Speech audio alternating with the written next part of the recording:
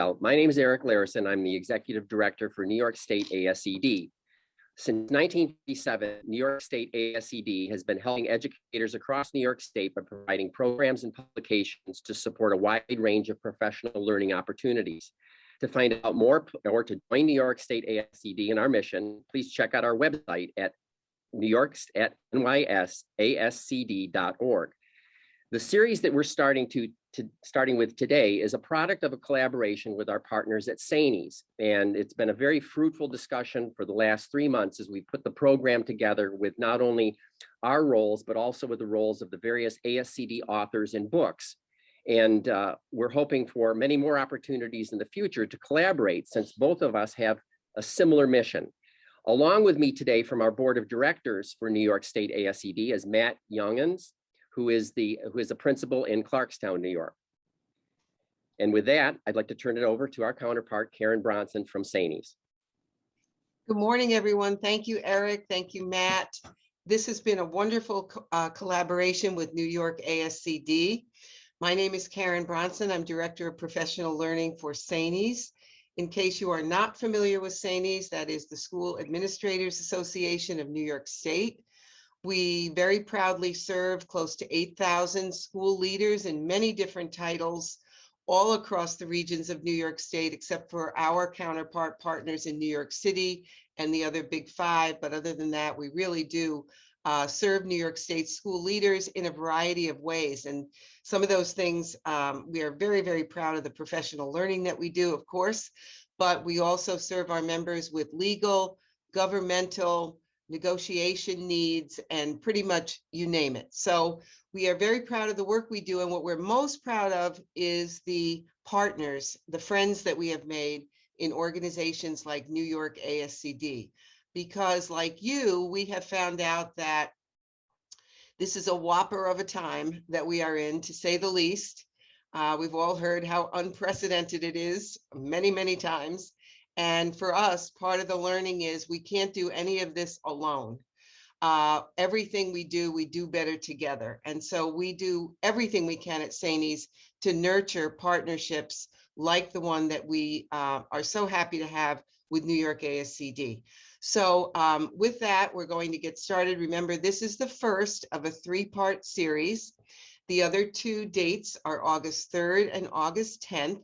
You'll receive the Zoom links just like you did this time.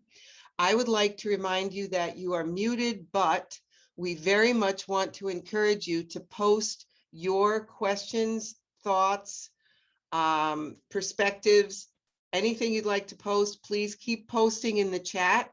And our presenters this morning will let us know when and how they want to stop occasionally, and we'll take you into the conversation. We'll be asking you to share some of those questions and thoughts as we go along, but just keep posting them. We want as much sharing as we can possibly get. So we hope this is a very informative, enjoyable, and interactive time that we're going to have together. And with that, I am going to turn it back to Matt, who's going to start with our introductions. Thanks, Karen. Good morning, everyone. Thanks for being here. We have 3 presenters today, the first of which is Brenda Campbell-Jones. Brenda Campbell-Jones is president of Campbell-Jones & Associates. She provides professional learning and technical assistance to organizations throughout the United States. Dr. Campbell-Jones gives keynote addresses internationally and nationally on cultural responsiveness and equity.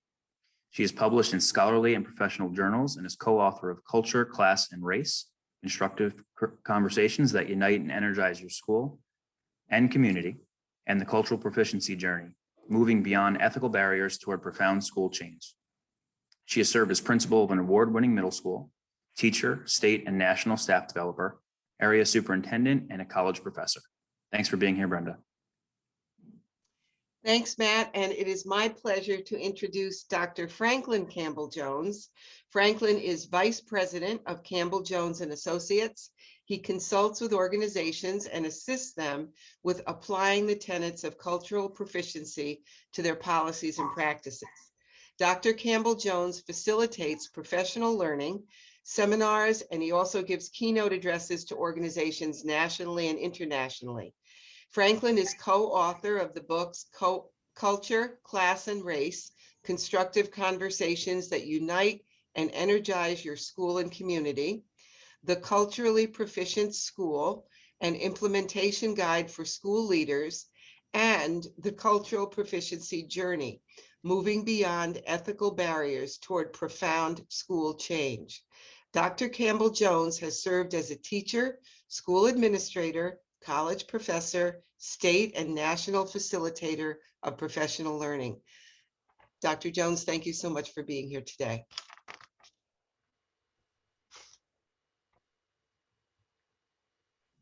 Eric is going to introduce Shannon Keeney.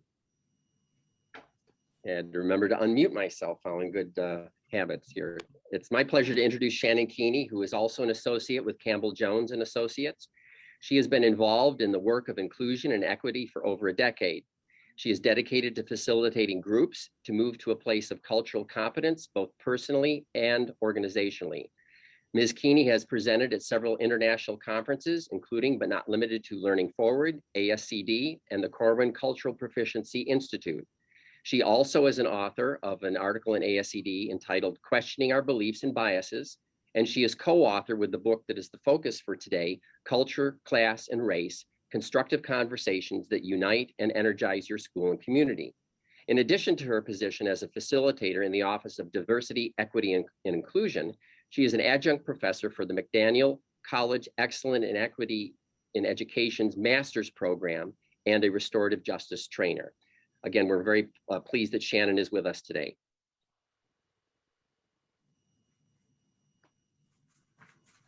Again, quick reminder to please remember to use the chat for questions and comments. And with that, I now turn the meeting over to our presenters. Well, good morning, everybody. So good to be here with you. I have to tell you the most important thing about Franklin and I that we want you to remember, because it's the nearest and dearest things to our heart, is that we have 16 grandchildren and we have, I think, 4 great-grandchildren, but I can't remember because they keep coming so fast. So we just had one born 2 days ago. So anyway, welcome very much. And we are going to get going with our agenda today. All right. Welcome. This is Shannon speaking. One of the things that Brendan and Franklin find very important when we bring groups together is to engage in a grounding experience to help us prepare to engage or center ourselves to be ready to have conversations. So we're going to ask you to come with us as we do this. I'm going to be reading something from Richard Wasima from his book Embers. I'm going to ask you to feel free to close your eyes to listen or just take a few breaths as you let the words wash over you. From our first breath, we are in relationship. With that indrawn draft of air, we became joined to everything that ever was, is, or ever will be. When we exhale, we forge that relationship by virtue of the act of living.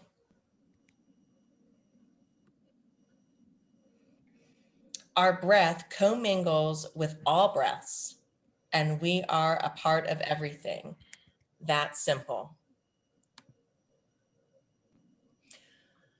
We are born into the state of relationship, and our ceremonies and rituals are guides to lead us to deeper into that relationship with all things. Big lesson, relationships never end, they just change.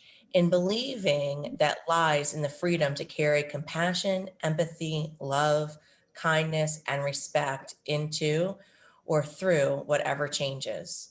We are made more by that practice. With relationships at the core of us, we will focus this session and practice this, what is crucial to relationship, and that is listening and engaging together.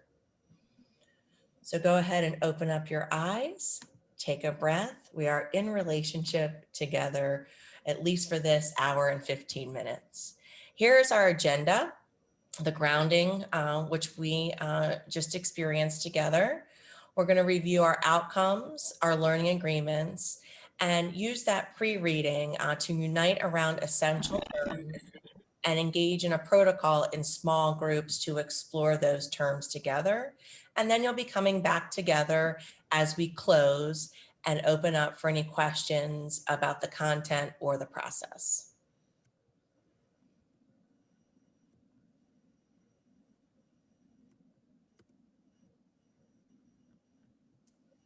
Moment, please, and read our outcome for today. And after you have read the outcome, read the learning agreements, because we're going to ask you to agree to those learning agreements for our next hour that we have together. So take a moment to read those.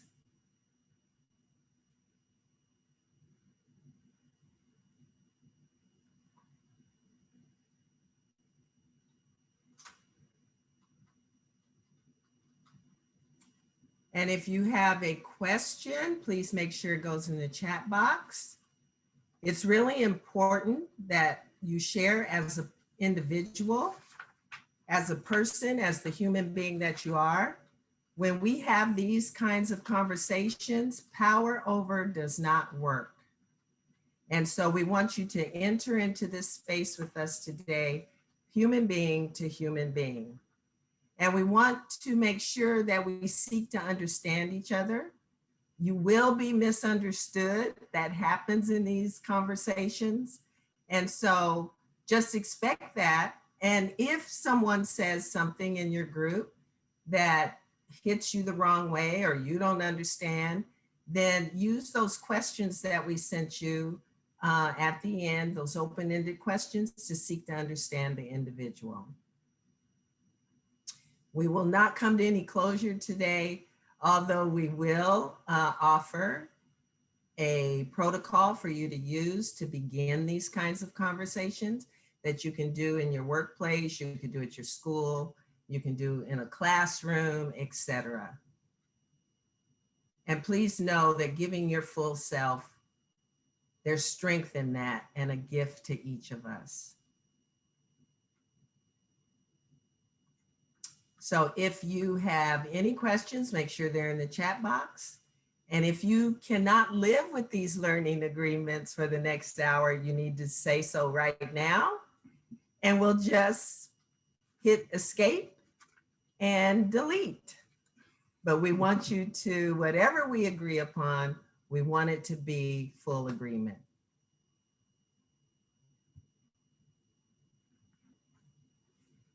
So seeing no disagreements, we are going to assume that you will agree to these for the next hour. Now, this is an important aspect of what we do on approaching this work, and the whole idea of them paying attention to the importance of language. And we have to do this, and we approach this because language is the process that we all participate in as a species to negotiate the space or the perceived space between us. We use language as a way of renegotiating that space or communicating in that space. So agreed upon common language fosters common understanding. Agreed upon common language assures reciprocal power relationships. And this is really important, the whole idea of how we speak to one another, the sort of verbal advantages or disadvantages that are perceived because of different uses of language will determine power structures in groups, power differentials in groups. So having language that we agree upon puts us in a place where we can be reciprocal with one another and communicate in that space as equals. And thirdly, agreeing upon common language helps us to reimagine a new way of doing things. The whole idea of what's possible comes up, not only what we say, but how we say it and what we ask, and so that we can begin to explore together and be inventive together. It helps us reimagine that. So having all these agreements about the terms we use, understanding about those are super, super important. Now you're going to engage in a conversation with two other people around the terms that we sent you. This is the protocol that you will use, and we're going to model it. And these directions will also be in your chat box. And so what we're going to do is there'll be three of you in a room. You'll let her off, except for the person whose first name is closest to A. You're going to be the facilitator. And the case with Franklin and I and Shannon, I'll be the facilitator because my first name begins with B, so that would be closest to A.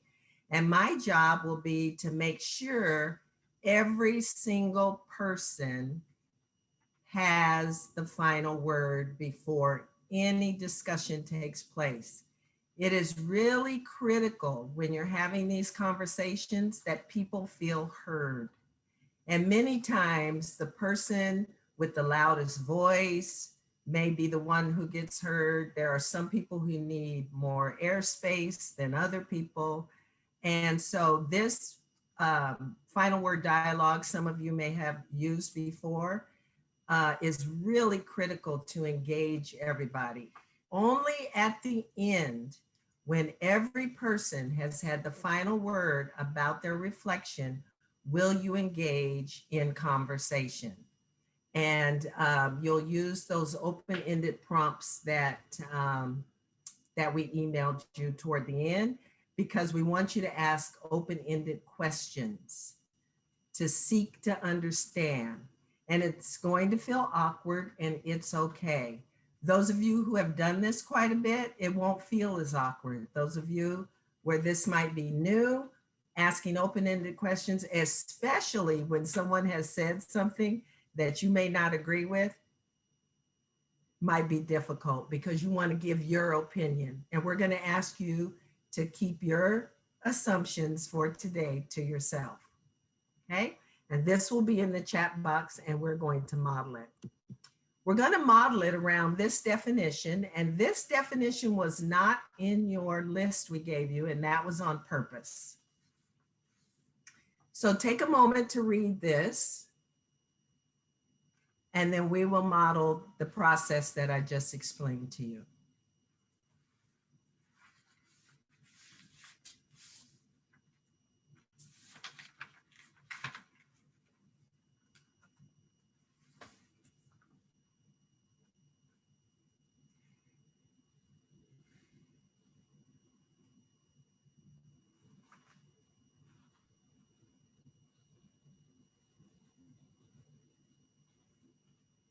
Okay, take about 15 more seconds.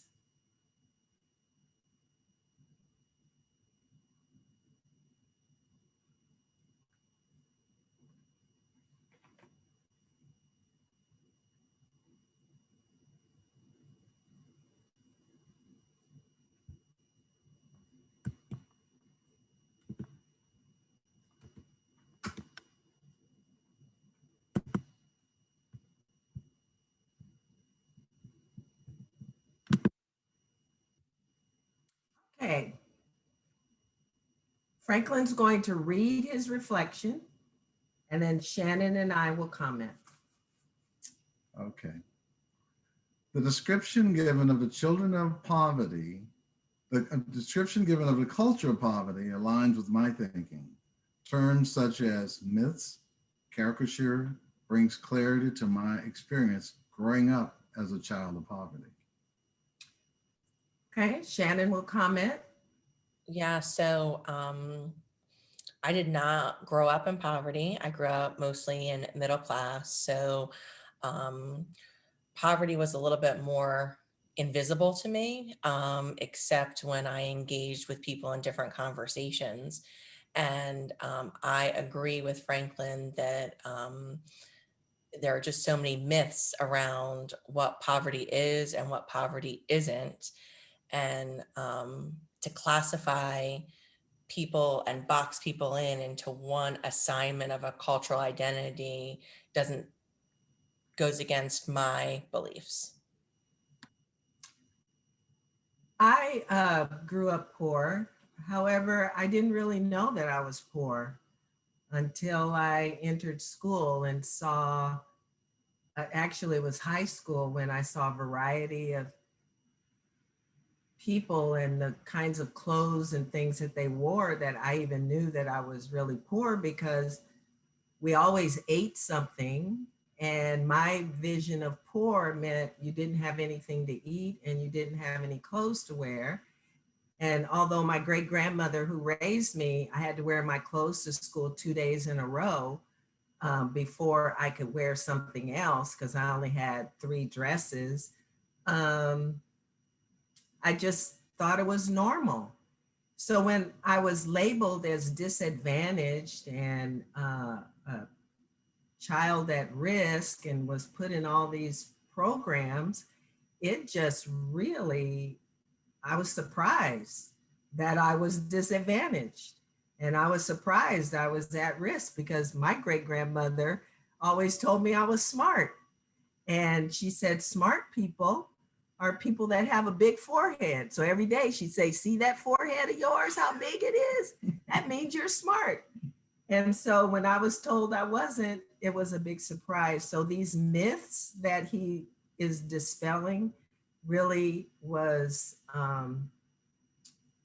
very affirming for me, that I really was okay growing up as a child, and there was really nothing wrong with me. Now Franklin would have the final say so.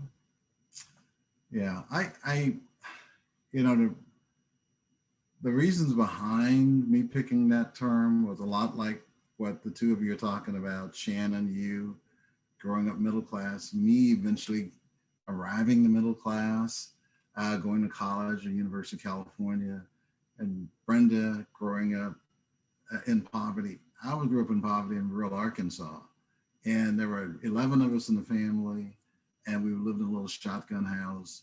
We had everything, as far as I was concerned, to nurture us and to grow up and to do all the things that we thought were right and ethically true. And then when what really threw me for a loop is when I became a teacher, and the way that teachers looked at children who didn't have the means, that they would sort of look at them as less than, which was really hard for me to relate to. Having been a child of less than and suddenly had, it just made no sense to me. So trying to find a way to describe that was difficult. I dealt with the issues around race, I dealt with the issues around gender, but poverty is one of those things that just sort of haunts you. And it's there, and it's really something that someone can have means one day and the next year not have means, and suddenly there's a culture attached to it. Makes absolutely no sense. There are beliefs in place and so on. Makes no sense. So this definition really helped me. So Franklin has the final word. Then I'd say, Shannon, share your reflection. She would read her 2 to 4 sentences. The other 2 people, Franklin and I, would comment. And then I would get to do mine. And then Shannon and Franklin would comment. And then once all of us have had the final word, then you would engage in some open dialogue. So assuming that all 3 of us have had the final word, I might ask Franklin, what were some of the values that you grew up with as a child of poverty? I might ask Shannon, what assumptions did you make about people who were poor? Shannon might ask a question regarding something that I said, and use those questions. We really want you to practice. So before we put you in groups, are there any questions? Unmute yourself and pose your question before we put you into your trios, for you to do the exact same thing. I'll choose somebody else. What the 2 terms that I talked about that came out at me was equity and equality. Really, I get them after. I use those interchangeably, and I'm so glad that they were spelled out, because they're different. Mm-hmm. And so shame on me. And I think that this is a great exercise for everybody, because you really need to know the definitions before I feel you can go on to even begin to understand culturally responsive education. In fact, I'm going to ask Brenda and her husband if I could use this exercise. I teach at St. John Fisher College of Rochester, and one of the units are this, but I think this would be a great grounding. I perfectly understand if you say no, but I just think you need to start this Please way. Or do. how That's can, why we're doing this. The oh, more the thank you. merrier. Do you think I could use that? And I'll give you credit, obviously. Oh, in you the don't have book. to give us credit. We're credit. Doing it is giving us credit. I mean, I'm just glad you're doing it. Oh, no. And this is college level. And I'm just so anxious to see if they feel that way. But those aren't my two words, equity and equality, that I really was like, shame on me. You know, I use them sometimes interchangeably. It was I'm going to leave and go back to my other group. okay. Okay. All right. Well, thank So you for does that- sharing that. I would agree with you. I think it wasn't until recently, I think, where people's mindset began to shift in recognizing the difference between the two. And I think, students are in, I'm a principal of a high school building and junior high building. So I think oftentimes students are, well, that's not fair. That's not equal, Right. and because, they expect everybody to get the same treatment. But I think as special education educators, and that's my school is all for students who are disadvantaged or at risk, for the population of students, there requires a differentiation, that everybody doesn't need equal treatment or equal instruction. It's all about what that child needs to be successful, and that varies. And so I think it's important to differentiate the two terms, especially in our field of work and just as humans.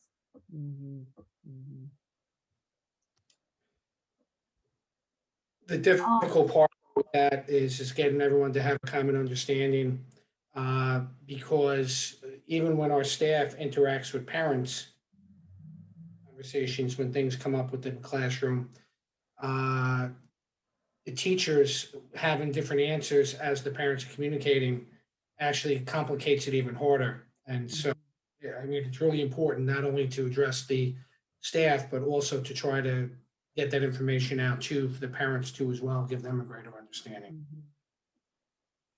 Yeah, very, very important. I think, in something, an activity like this, or just having a shared knowledge of common terms is helpful, because everybody's coming into the conversation not at the same place, right? With the same knowledge, with the same experiences.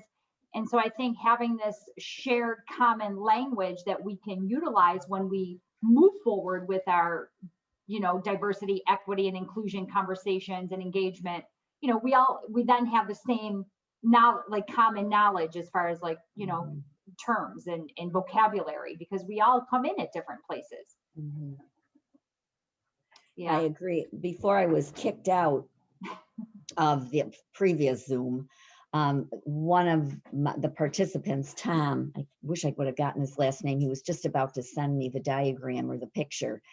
He explains it like this, and he has a really good graphic of it. Of the fence, which is level, is the equity. Okay, everybody has the same level fence. But then there's a shorter person, a middle, height person, a really tall person, and that's the equality. How each person looks over that fence and what they see is the equality of, of that picture. And I don't know how he explained. I'm not explaining it the best way, but it gave me, I think it's a good graphic that I could use or to explain it. Because if you read both definitions, there is some similarities there. I'm going to jump in, and I'm not even sure where anybody's at because I've been kicked out in and out a couple of times. But my name is Jessica Latimer. I'm from Rome, and I teach 6th grade. I'm also a teacher center director. But there's another great one that goes with that one, of what you're talking about is all the different boxes or what sizes they use to stand. Yes. One person doesn't use anything, but they can all see over the set fence. They all get what they need so they can see over the fence. There's another graphic of that where there's a person in a wheelchair and another person riding a bike, and they all have what they need to get where they're going, kind of. It's another great graphic. Whether somebody needs a wheelchair, somebody can walk, somebody needs a cane, somebody needs a bike. It's another great graphic that does the same thing. And with the equity and equality. the difficult part on a day-to-day, kind of application is that we live in obviously the social media world where parents communicate with each other, as in which sometimes decisions are made to meet a child's need, and then that'll boomerang back in a phone conversation which says, well, I know so-and-so in this class or this grade was provided this, I want the same thing.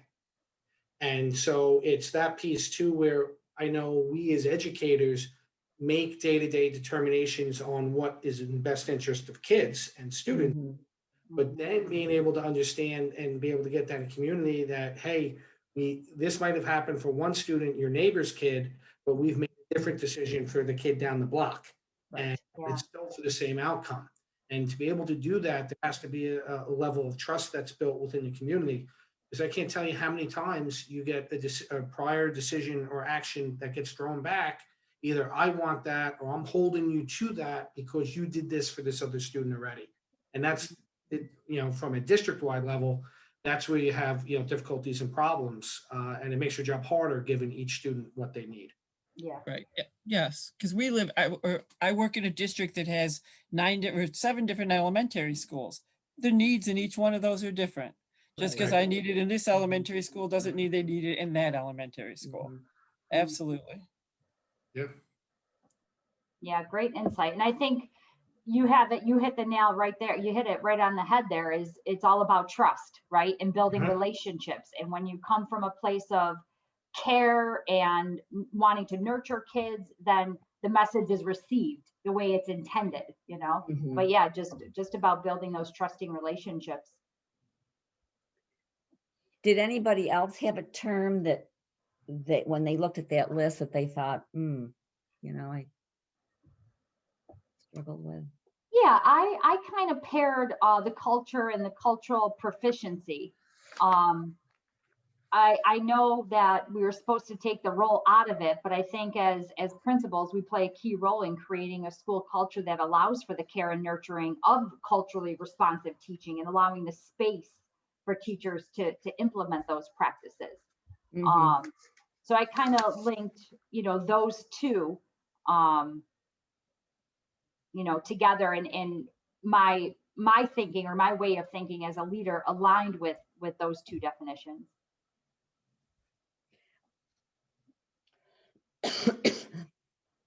Yeah, I also, excuse me, looked at that too. Yeah, and they're similar. And actually, as I said before, with equity and equality, I learned something, shame on me, because I use those interchangeably. In culture and culture proficiency, I really liked how that was defined, because sometimes that definition isn't really clear to people, and there is some type of similarity there. So yeah, that was my second choice. There were so many things here going on. It was exciting. And it's ironic because even just the term proficient. You're muted, Dr. Fulton. Yes. The term proficiency sometimes is a positive or negative in education. Sometimes being proficient is good, and sometimes proficient isn't enough. So sometimes even that term and understanding what proficient means with regards to what our goals are could also cause, a difference of how we're viewing it. Okay, it looks like we have everybody back now.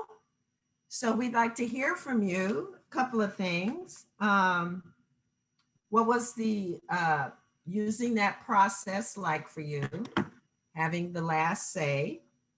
And what did you learn? Just unmute yourself and speak up. I'll go. Okay, please, Peggy. Thank you. I loved the process. Lisa, I forgot Lisa's last name already, but Lisa was our facilitator. She did a wonderful job, but that process was so wonderful. I loved that everybody kind of had to wait their turn and listen. There was time for feedback. So I loved the process. And I learned so much,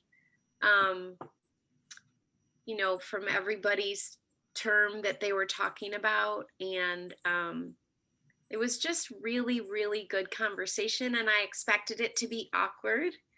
But I think I loved when you gave, before we started, and the first bullet was, you know, everyone is a person, not your position.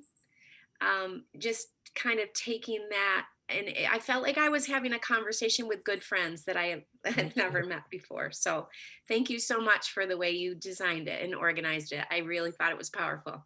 Wonderful. Thank you. Who else? I also, Okay. I'm sorry, I also thought it was excellent.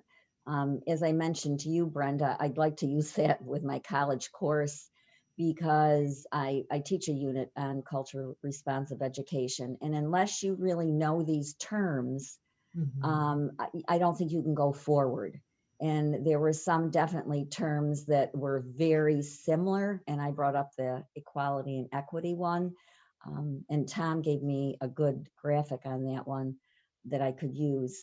But no, and I thought the process, I just like the whole activity. I think in hearing other people's comments and their thoughts, I thought was excellent. Really, really, really great. Thank you. Let's take a couple more. I was going to say, this is Heather. Hi, Heather. I was in a group facilitated by Karen Bronson.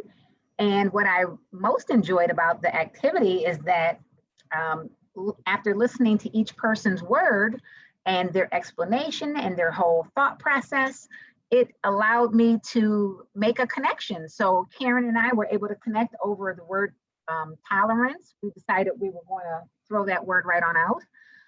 But she shared a personal story, and I have, you know, personal story as well. So that really allowed me to connect with Karen. So thank you for that. Okay. Who else? Hey, Brenda, it's Mary. How are you? Hi, Mary. How are you? How are you? So good to see you guys. We met Mary about 7 or 8 years ago when we worked with her district where she was a board member. So Yes. It's really good to see you. It's so good to see you. And I followed you all the way since because of your amazing work. So I appreciate that.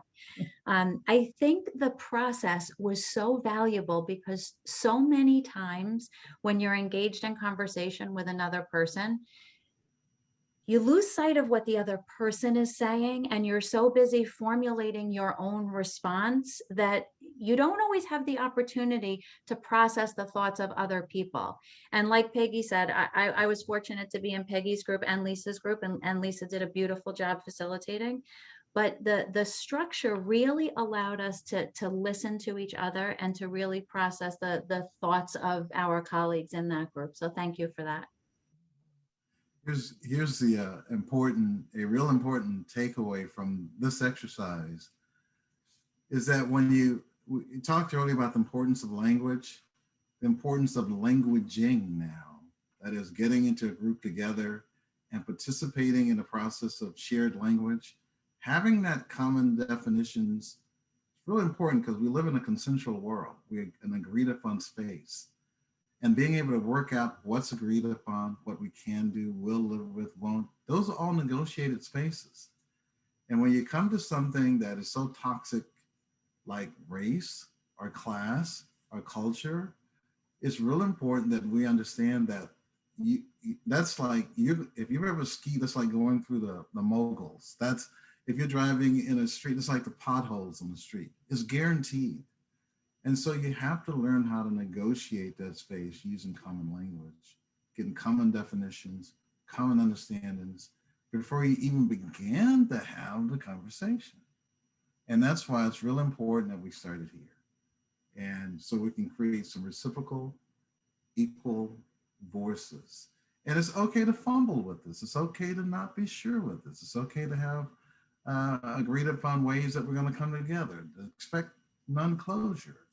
There's an agreement we didn't put in here, but it's one to think about. It's called practice forgiveness. The whole idea of being able to come into a space with a sense of grace and being able to talk about these things. So the more we, in a situation like this, the more structure we need to start. Mm-hmm. And that's what this gave us, was structure, so we could start the conversation. And whoever said they wanted to throw, I think it was you, Heather, you said you wanted to throw away the word tolerance. We want you to keep it for a little while for this reason, because tolerance is the beginning, just prior to the point where you can begin accepting and you can begin to embrace someone else. So if you can't even tolerate them, we're in trouble. So we don't want you to stay there, okay? But we do want you, once you get there, just know you got to get out real quick. All right? Okay, thanks, Heather. We'll take any other comments, or if you have questions of Shannon or Franklin or I before we take some from the chat box, please. Brenda, this is just a comment for the group. I know that what our school leaders are really looking for, what they always tell us they're looking for, are real tools that they can take back from presentations like this and use with their folks. And I think the process that we just did around those terms is a great example of a tool that you could literally, back in your schools, take and use just around those terms, at a faculty meeting or another occasion where you want to focus people on getting more familiar with the terms that they need to do, what they need to do as leaders around equity. So I really saw this as not just a good exercise for ourselves, which it certainly was, but also a tool to take and use, around those terms where we really need that common understanding. So that was a really great, I think, practical takeaway for our listeners, in addition to a way to, getting us to get to know one another much better. So just keep in mind when you're using this tool or any of the tools that we have in the book, the less efficacious a group feels about a topic, the less confidence they have in approaching, the more structure you need in processing it. So in your design that you do, if you know you're getting something that says, God, this is a hot topic, say to yourself, we need structure. And so you need to find a structure that correlates, that facilitates the conversation. It's not that people don't want to have a conversation, they need the structure to have it. And so as a school leader, your job becomes, what structure can I give them? Can we create so that we can have the conversation? And then you let people have a conversation, and don't be concerned about them fumbling, things not coming out quite correct. That develops over time. And over time, people become more comfortable and you can let go of the structure. But you just have to have it when you start. Yeah, so for this, the content was the terms. We were going to be having a conversation around the terms. The structure was the protocol that we modeled and gave you. And then another tool that we put into place, what Brenda referenced, was those questions, even how to ask a question to promote dialogue. And all of those layered on top of each other help people feel, or could help groups feel, confident, ability to be vulnerable, because I don't have to worry about those other things. I can show up as myself and the structure will support it. And to piggyback on, sorry. Go ahead. Yeah, to piggyback on that, it wasn't just the protocol itself, but all aspects were in place. The outcome, the norms. Often we take those things for granted. We might have them posted on a wall, but to actually concentrate on them, to look at them, and then to agreement on them before the process begins. Because to me, one of the important things was expect non-closure. We all like closure. We gravitate for closure. We hunger for it. We want it nailed down, done, so that we can move on to the next thing. But it's important to understand that it's okay. Not everything has closure, especially discussions of this nature, because it's a growth process. It's a journey that we're going on. And so I just wanted to piggyback on what Karen and Shannon had said, is that you had all parts of a good protocol in place from start to finish that helps people in beginning this important journey. Questions or comments? Unmute yourself and ask us anything you'd like. If there are any questions in the chat box that Shannon or Karen have that you want to address, let us know. Otherwise, if there are none, we have one other thing we'd like to do, but we do want to answer your questions if you have any.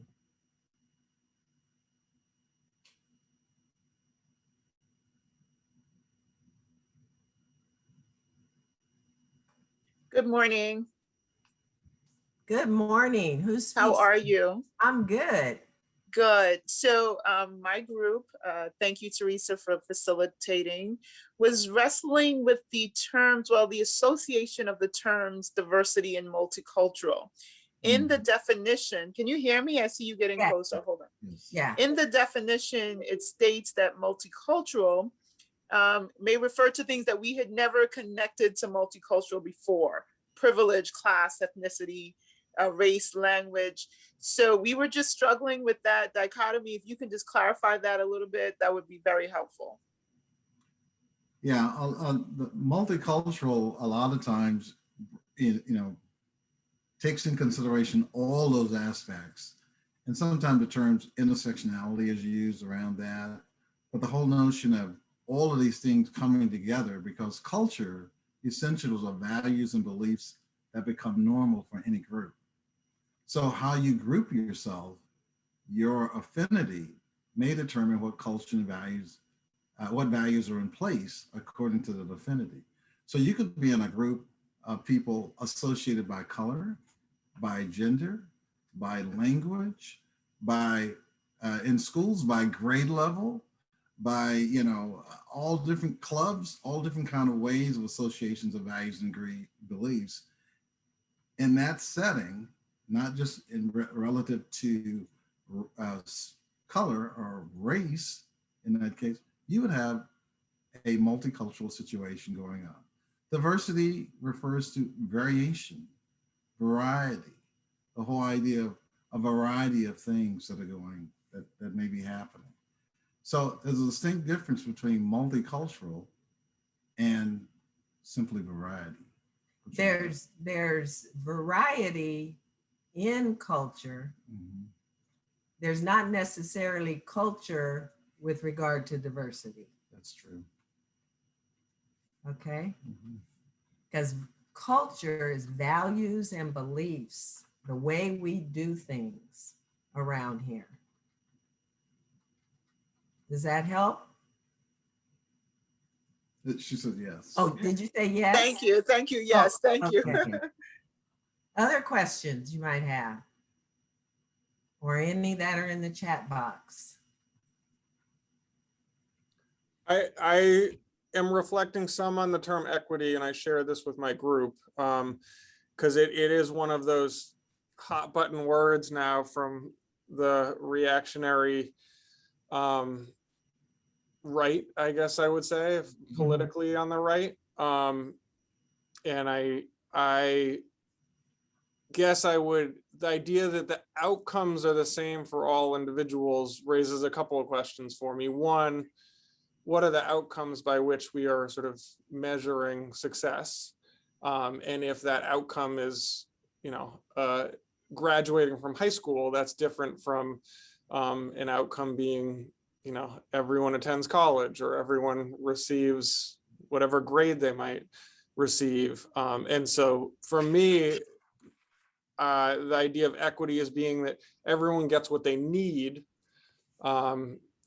it feels more focused on the inputs than the outputs. And so just wrestling with that a little bit.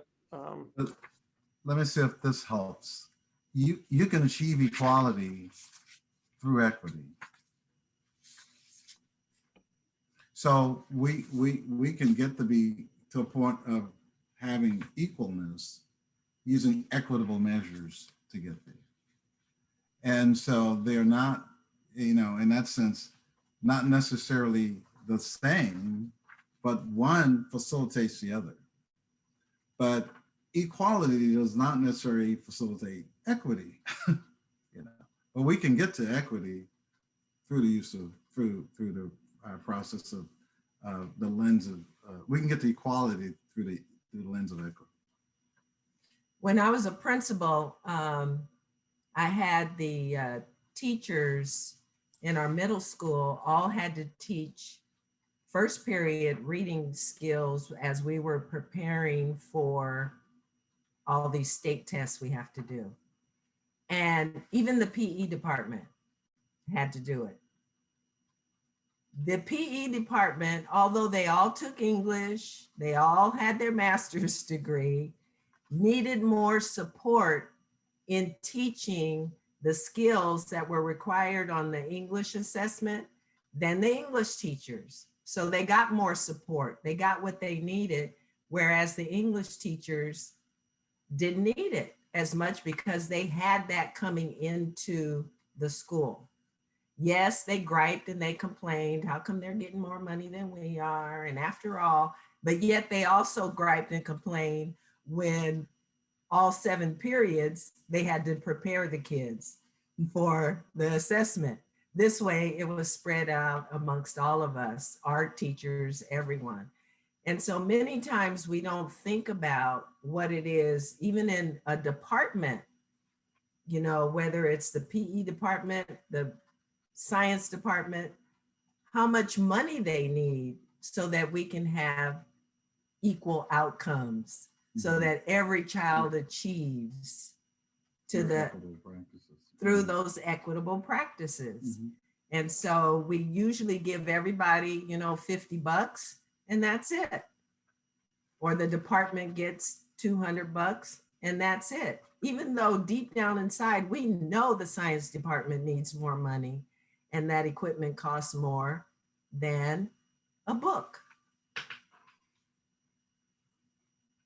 So that's when, our core comes into place. What is it that I value and believe about equity versus equality?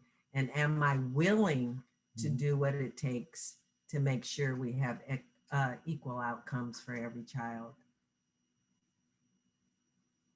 Anything else?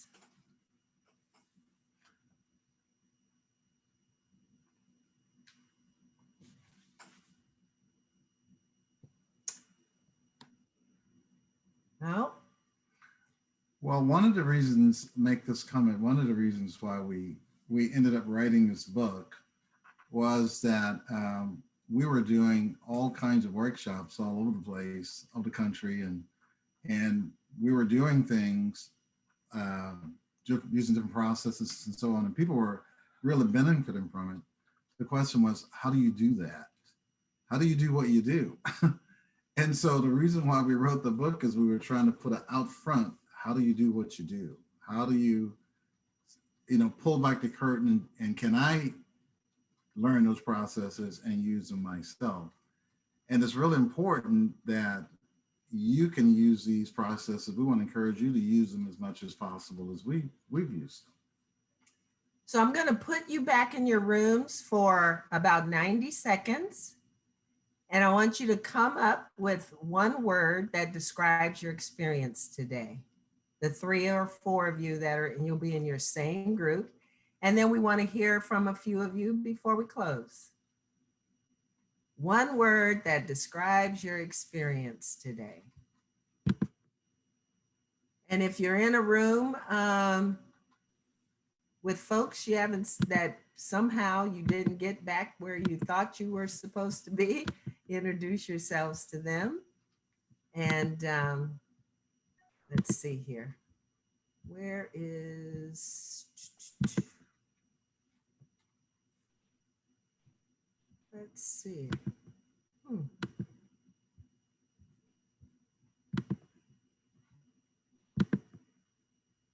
There we go.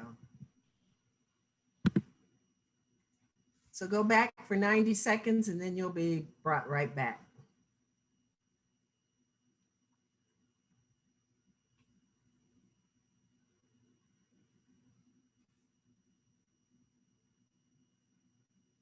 Uh-oh. Are you left out? Yeah, there's been problems with the rooms each Yeah, time. I was with Tom Hefner, Hoffner. If you can find his name, that's who I originally was with. Do you remember what room you were in? It might have been 10. All right. And if you're not with him, just join that group. All right, I'll just. Theodore, I'm stay going to there. find you and send you to a room too. Thank you. You're welcome. Yeah, I came in and out late because I was having audio issues, so. Okay. Let me see if I can put you in a room too.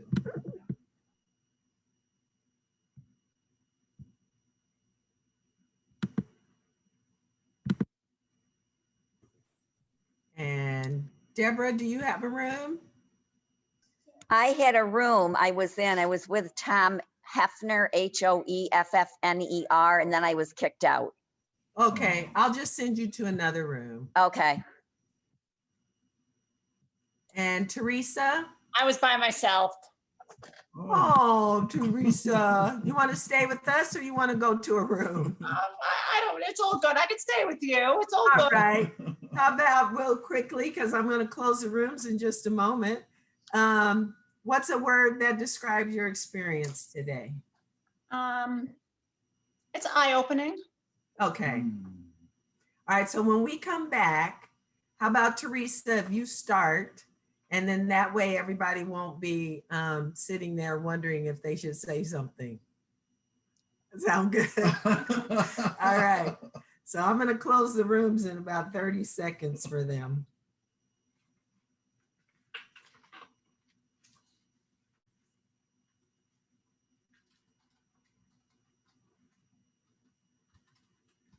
Uh-oh, Randy's iPhone. He got stuck too.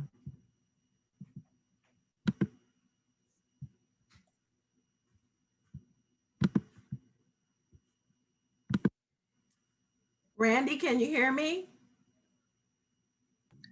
I can hear you. Okay. Did you think of a word, Randy? Today, definitely beneficial. All right. So how about if you go second, Randy? After Teresa. All right. Sure. And then I'll get everybody going.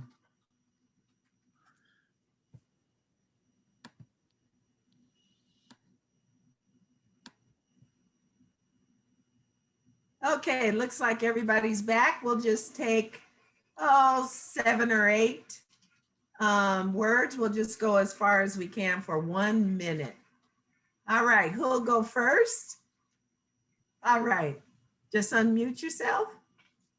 My one word, which I think is really 2 words, but it's eye-opening.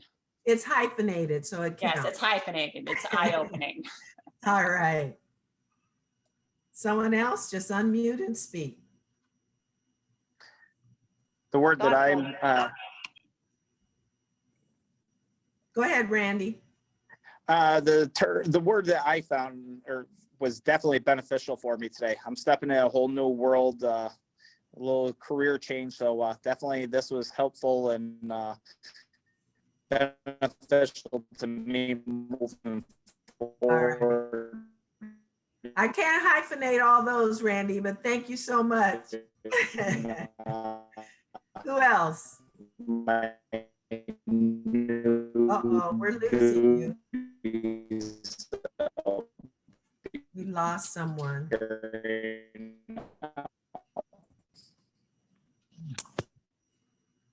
Someone else?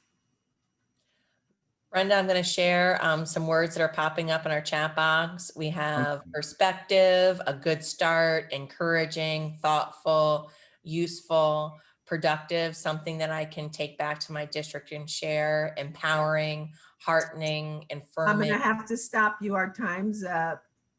And we promise to get them out of here on time. It is time for you to go. We appreciate you guys so much. Thank you for being here and hope to see you sometime soon. And Mary, you know we love you. All righty. Take care. And I everybody. love you right back. Thank you for everything. Sure thing. Hold on, everybody. I really want to thank Brenda, Franklin, Shannon, everyone from New York ASCD. This was a great start to our three-part series. We can't wait to see you back on August 3rd and 10th. I know that you'll be able to take different things from each one of our sessions. And, once again, I always think like I'm still a principal in a school. Would this help me? And you bet it would. And then I would want to read more and learn more, because I would have something really good to take, from this first session. So that was great. So I just want to thank you, and thank you all for sharing and being here today. And Michelle, if you are still there, if you can put up, actually my teammate in my group, Heather, said, I think you have something good coming up in the fall at Saney's. And I said, we sure do. So I just want to bring your attention for a minute. If you haven't seen this, I'm going to say we want to continue to go deeper into this complex work that you are having to do in your districts around leadership of equity and DEI in all of its forms. We don't anymore think that one flyby workshop or a consultant coming to your school for a couple of days does it. We know, and we're very blunt, you're going to be on the hot seat this year with a lot of this work. There's all kinds of things swirling around in your communities, all kinds of anger, all kinds of tension, all kinds of misunderstanding. And sometimes as school leaders, you get caught right in the middle of that. And so what I say again is, we need some help from our friends, like the friends we met today, Brenda, Franklin, Shannon, and one another with this work. So what we're doing starting in the fall, because anyone who has taken Dr. Lavelle Brown's workshops with us, we had a recent three-part one a couple months ago, what they say in the feedback is we want more. We want more Lavelle. We want to continue the work that went too fast, like today, went too fast. We want to do more work. So we are offering a cohort that's going to last throughout the school year. Lavelle will be facilitating it. There'll be one convenient meeting of us per month. You can continue to bring over time, over the course of this year, and who knows what this year will bring, you can continue to bring your own learning, your progress to this conversation and to this group. So this is the 2021-22 Saney's cohort for diversity, equity, inclusion. We'd like you to consider being a part of it. A couple of important things to think about. We would love to see teams from school districts come together. And by teams, we really mean teams. We mean facilities and operations leaders. We mean your school nurse, teachers, teacher leaders, as well as school leaders, district leaders. And hopefully, once again, some of the funding that your school is getting right now, we know that this can be used for professional development of this sort. So we would encourage you to start thinking and talking and sharing back in your districts. We know we look forward to seeing you again twice in August, and then it would be great if you could consider being part of this cohort, because it's really going to be just an excellent and very, once again, helpful, useful, and reassuring group to be a part of. So thanks again. Thank you everyone for being here today. We hope to see you again soon.